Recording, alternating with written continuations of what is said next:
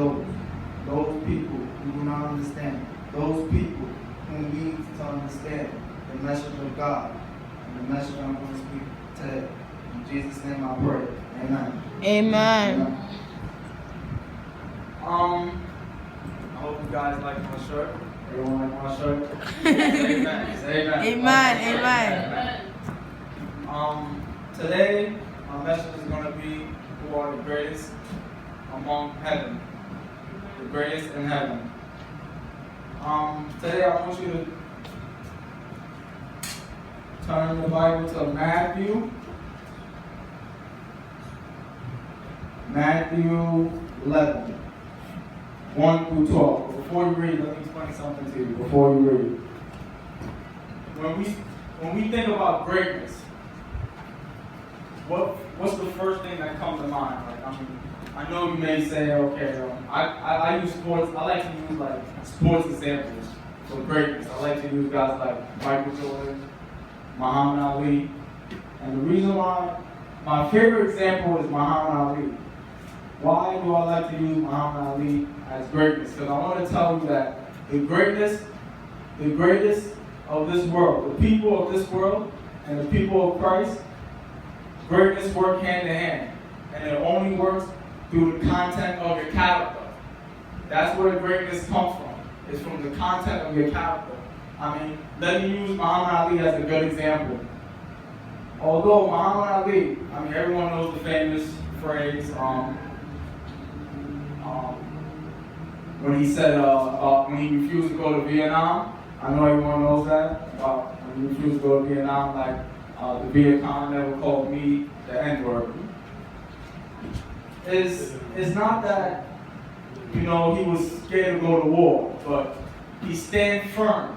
I want you to keep that word. I want everyone to say firm. Firm. He was very firm. That's going to be an important lesson I'm going to tell you today. He was very firm in his word. Everything he said, he meant it. When he said, okay, I'm going to beat this guy, no matter what. And the obstacles he had to overcome during that time, the odds were against him. So I want you to understand, the odds are against us. Why? Because we are children of Christ. There's going to be times when everyone's a Matthew? Everyone's a Matthew 11? No. Everyone's a Matthew 11? Good. There's going to be times when the wind will approach. That wind can stand for anything, any problem, any financial issue, or any sickness, disease. You can even say maybe cancer, tuberculosis, pneumonia. Any problem could arrive our life at any given time. I want you to read Matthew 11, 1 to 11. I need a loud reader. Someone's going to read loud and play so everyone can understand. Matthew 11, 1 through 12. And it came to pass when Jesus had made an end of the commandment, his 12 disciples, he departed hence to teach and to preach in their cities. Now when John had heard in the prison the work of Christ, he sent 2 of his disciples and said unto him, Art thou he that should come, or do we look for another? Jesus answered and said unto him. Stop right there, I'm sorry. What he said, we preached that last passage, the last passage just now. Jesus answered and said unto them. Yeah, the one he said, yes. When he said, I should look for another. Repeat that one, when he was in prison. And he said unto him, Art thou he that should come, or do we look for another? Isn't this the man? Isn't this the man that said, I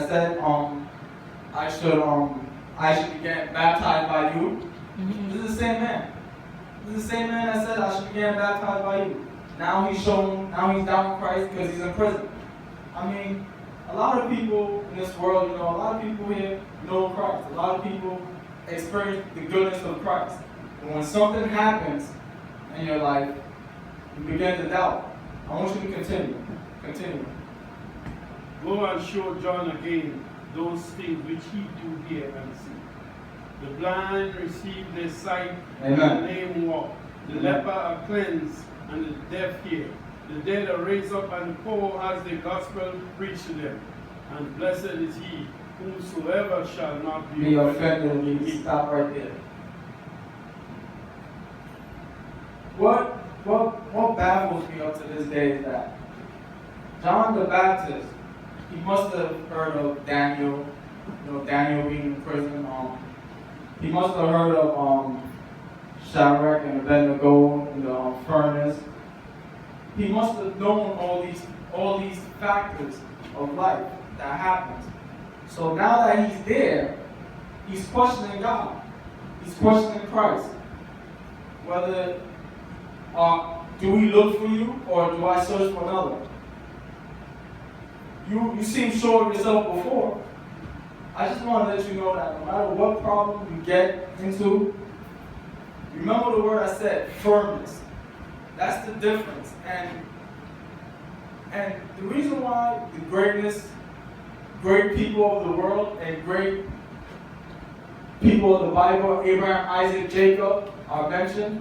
And I just want to let you know that it works hand in hand because of the content of their character. They are firm. When Muhammad Ali says something, he's going to do it. He doesn't change, no matter what. I remember Pastor Glory gave a message one time about mind yourself. Do not worry about the next person. Whatever is placed in your hand, you're going to do for God, do it for God. Don't worry about the next person next to you. But just do what you have to do for God. A lot of people didn't understand, but the message I got from that was firmness. Remember the word firmness. Continue, Philip. Continue. And as they departed, Jesus began to say unto his multitude concerning John, what went ye out into the wilderness to see? Amen. A reed shaken with the wind? Stop. A reed shaken by the wind. One thing you have to understand is that Christ knew. See, when Christ is talking, it's like he's talking about everyone's feelings, everyone's emotions around him. Because a lot of people gather up to see John. Just compared to this time. Maybe a Pastor Ford. Let's talk about maybe a Pastor Ted Hagar. I was watching a documentary one time, and Ted Hagar, a lot of people were upset. I know everyone heard of Pastor Ted Hagar, right? The guy that took crystal meth. I know everyone here. It's not it's funny, but yeah. Everyone was upset. Everyone didn't really want to. Everyone was like, "Oh, this guy, I trust this guy. I did this, I did that." And Christ is saying that you came to see a reed shaken by the wind. That wind stands for obstacle. That wind stands for problems that derive in your life. But this man fully knows that these problems are going to happen. He knows. He is what? He's a priest. He baptizes. He knows. He's aware. So when that wind approached, and the reed that's shaken by the wind is a reed plant. I don't know if anyone's seen a reed plant before. When the wind hits the reed plant, it's like this. It's back and forth. It goes like this. It's so weak. It's timid. It's very timid. It's weak. So that is the example Christ is explaining to you. What did you come to see? A reed shaken by the wind? Because a lot of people follow John the Baptist. A lot of people respect John the Baptist. He is respected. Continue. But what went ye out to see? A man clothed in soft raiment? Behold, there were wears soft clothing and in king's house. But what went ye out to see? A prophet? Yea, I say unto you, and more than a prophet. Go on, so go ahead. For this is he of whom it is written, Behold, I send my messenger before thy face, which shall prepare thy ways before thee. Verily I say unto you, among them that are both of women, there has not risen a greater than John the Baptist. Who stop?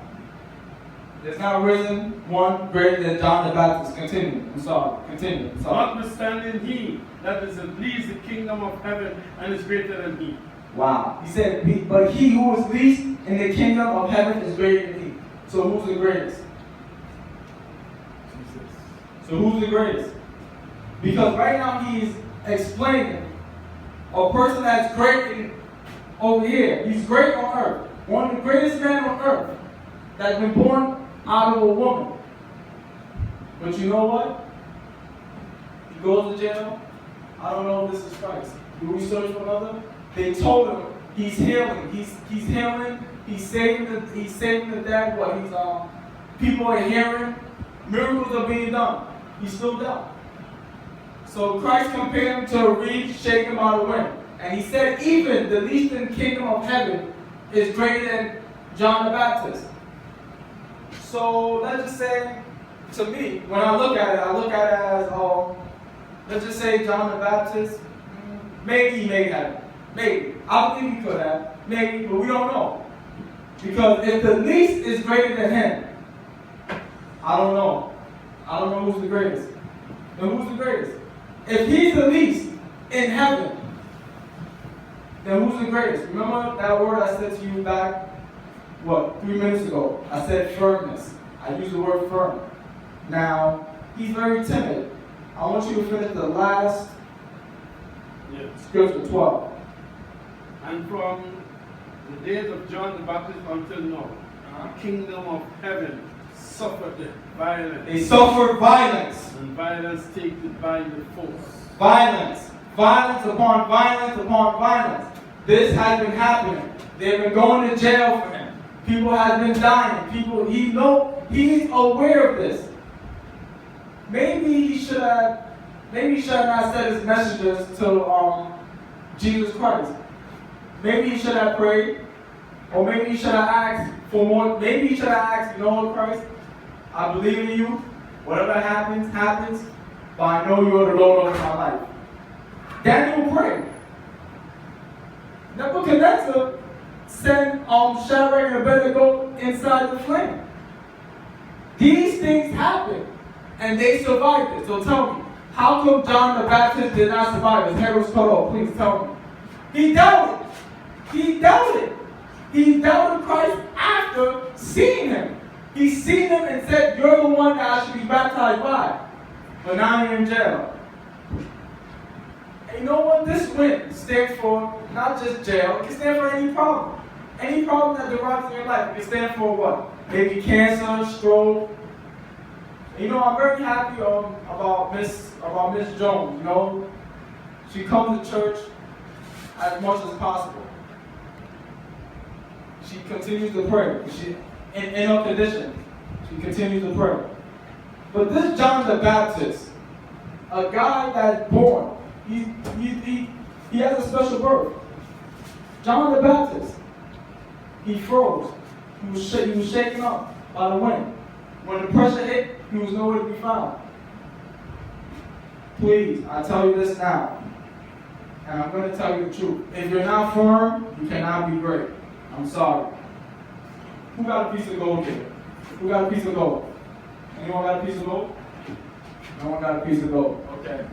There's no gold there. Uncle, where's your gold? Pastor Boy, where's your gold? Where's your gold? You need a lot of gold. Where's your gold? Exactly. So when you look at this, let's look at this. Maybe it's not real gold, but it's gold, real gold, for sure. Okay, real gold. What I'm saying is that, look how this is crafted.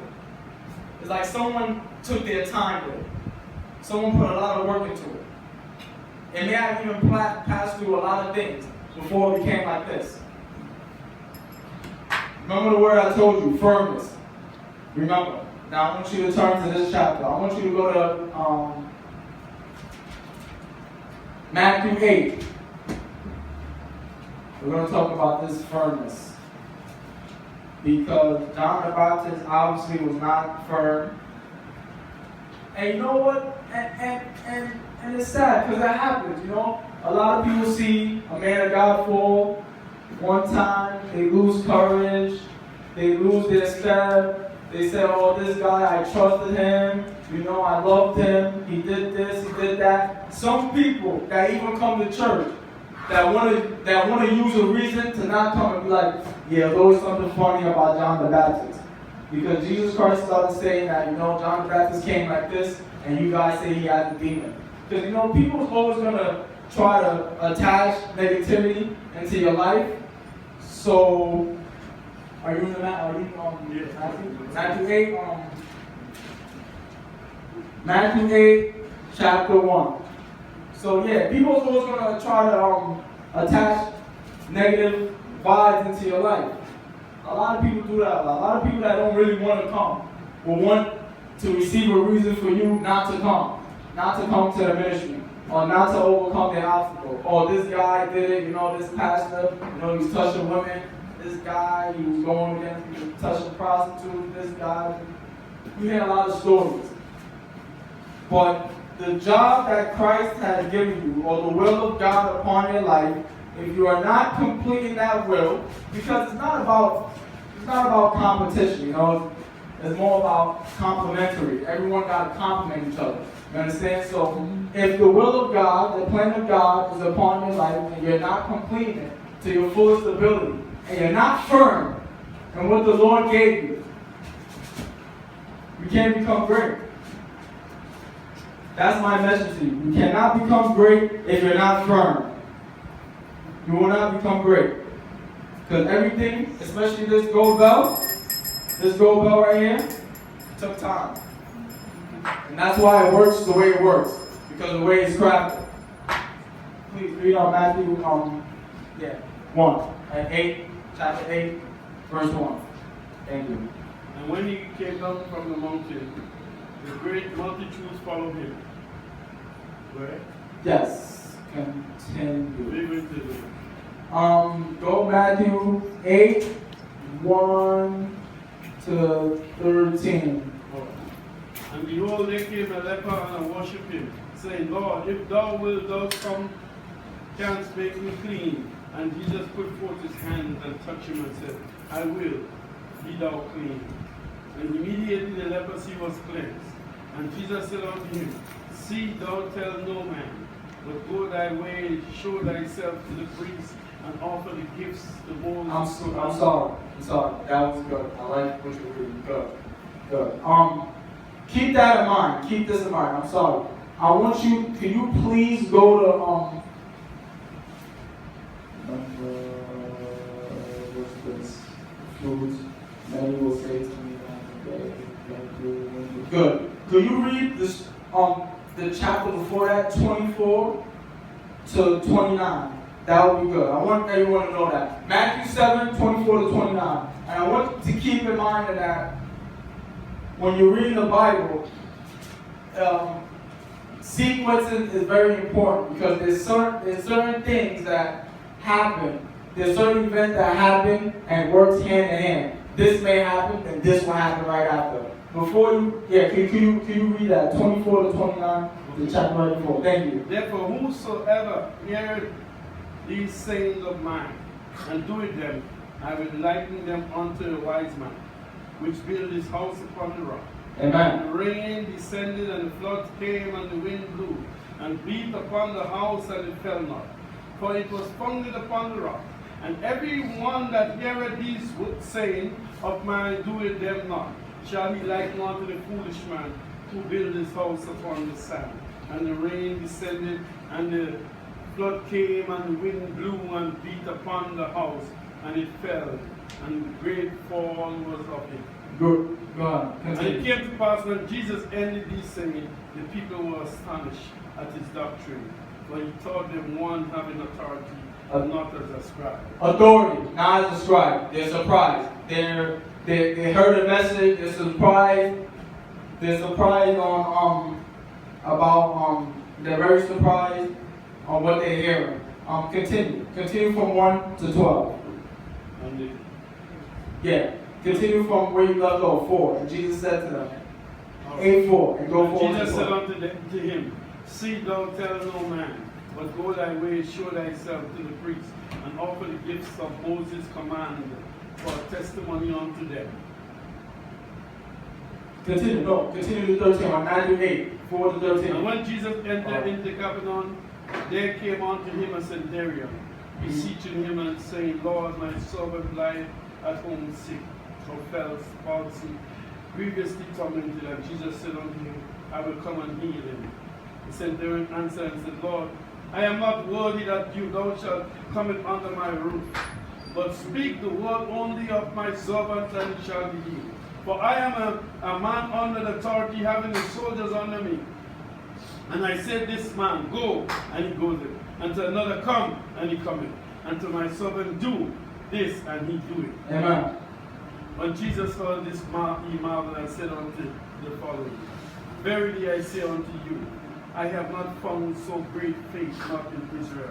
And I say unto you that many shall come from the east, the west shall sit down with Abraham, Isaac, Jacob, and the kingdom of heaven. But the children of the kingdom shall be cast out into the outer darkness. There shall be weeping and gnashing of teeth. The children of the kingdom should be cast out into darkness. Now I want to remind you, the scripture that Prophet Firmness has just read about the scribes being surprised, saying that, oh, this guy teaches as one with authority. Now this guy is saying that I am a man of authority also. So you can automatically conclude that he may have heard what Christ was saying on that mountain, and Christ may have came down. Because if you really think about it, his servants, his disciples, really didn't understand what Christ was saying. They were shocked. They were like, this guy is teaching like, yo, he's not like the scribes. He's not like the teachers we met. He's like a man with authority. And now this guy says, I'm a man of authority also. And he's saying that when I command, it happens. Because I'm a man of authority. Just like Christ was preaching and saying before he met this man. So when you read it, I want you to know that some things work hand in hand. Because the way that this happened, this guy must have been listening to the message. And many people didn't get the message. I want to let you know that the centurion may have not been, well, I believe he's not a Jew. I know he's a soldier. He may have not been, huh? He's a Roman soldier, exactly. He's a Roman soldier. He may have not been even he may just have heard Jesus Christ speak, and after hearing Jesus Christ speak, he believed him and said the same thing. And what did he say after that? He said, my servant, he showed compassion. He said, my servant is demonically possessed, or no, he's paralyzed, or he's sick. That's what he said. Yes, he's paralyzed. He's dreadfully tormented. And Jesus healed him because of his faith. He healed him because he's very firm in his faith. And it takes firmness to believe that someone is going to be healed and he don't have to be there. So what I'm trying to tell you is that, did you pass the, yes, you passed the part. He said, I say, 11, remember 11, I say to you that many will come from east, west, and sit down with Abraham, Isaac, and Jacob. If he said that about the centurion, after healing the centurion's servant, and he said that, I wonder who's the greatest in heaven. Now we go back to when Christ said he's the least, that this guy is not even greater than least in heaven. So as I was reading the Bible, I was inspired to believe that the only way you can be great in heaven is by being firm. And by being firm in your content of character. Being firm. Firmness is the way to become great in the kingdom of heaven. That is what I naturally believe, and that's what I naturally believe that Christ had put in me today. Because my time is short, I have to cut it. I had a lot to say, but what I'm going to say to you is that continue to be firm. Continue to be firm in your belief and firm in serving the Lord, and then you will achieve greatness. My time is up. Amen.